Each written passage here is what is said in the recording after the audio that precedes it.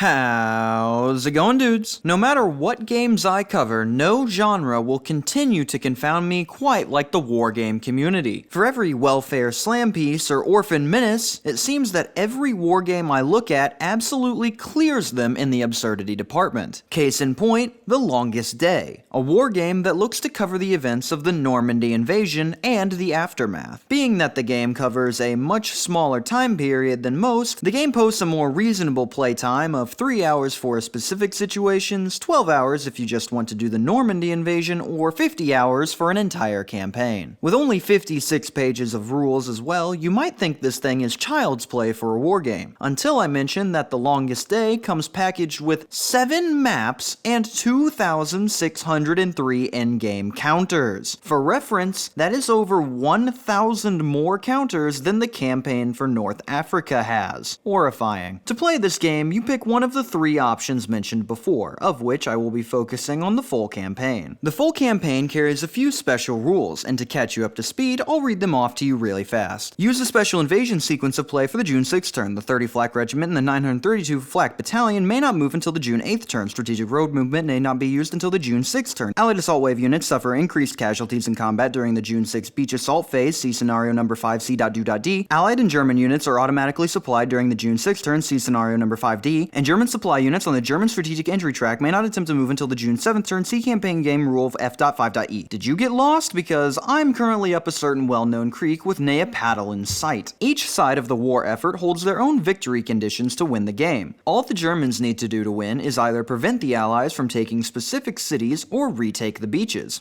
Simple. As for the Allies, again, I have absolutely no idea. Allied victory follows an 8-step process, and since I don't speak wargame, I can't decipher any of this madness. But now that one of the teams knows what to do, let's familiarize ourselves with some of the mechanics. Nothing too crazy here, you just need to learn the rules for weather changes, remnant procedures, Allied entry onto the beaches, German entry with reinforcement, special Allies bomber actions, inter-Allied operations, port and mulberry logistics, rail movement and interdiction, which only the Germans can use, and have 12 separate rule sections for Allied bombardment and supply, and Allied unit withdrawal. You get all that? Good, because now we need to go over the campaign game variations. These are described as interesting hypothetical situations that historians have agreed are plausible alternatives to recorded history that did not happen. Basically, what would have happened in the real war if one or two things were different. These are really interesting, so I'll go over my favorite one here. The Germans are not deceived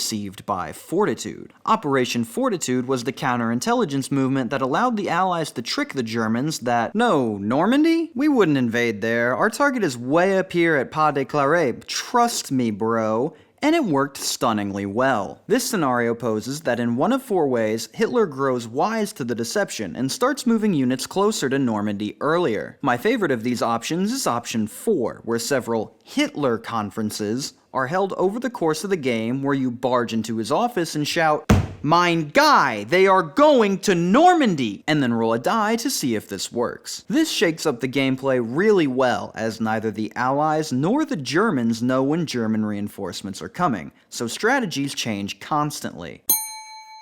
Oh, that means it's time for the absurd game facts. Let's see what we got. After July 1st, the Allied player starts each odd-numbered turn by rolling 1 American Ingenuity die, and if a 6 is rolled, some random American draftee invents the hedgerow cutter and buffs all American troops for the rest of the game. On US and British joint operations, no British and US units may attack the same hex on the same combat phase. However, the 3 units classified as the British Crocodile flamethrower units of the 141st Regiment are exempt from this restriction and are the only 3 units in the entire game allowed to do this. Here is the box's description of the map. Full-color mounted map board of the entire Normandy campaign area detailing over 2,000 towns and cities as well as major and minor road systems, ports, railroads, and the historically correct starting battle position for every German combat unit down to company and battery level in Normandy on June 6, 1944. The box also describes the game as having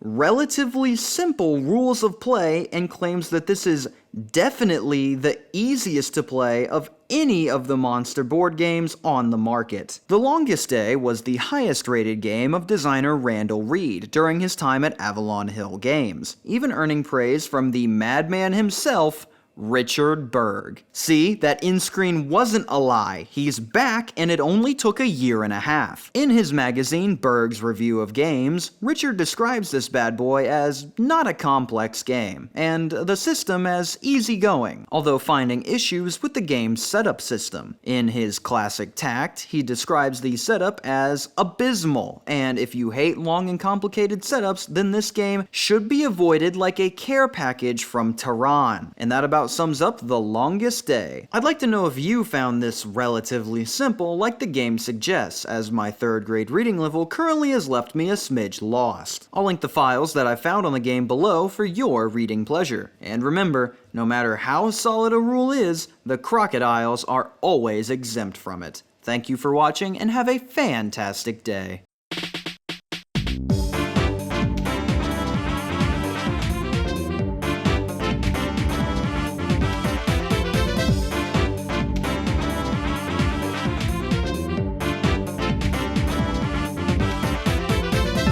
And German supply units on the German strategic entry track may not attempt to move until the June 7th turn. See campaign game rule and And German supply units on the German strategic entry track may not attempt to move until the June 7th turn. See campaign game rule F. Come on!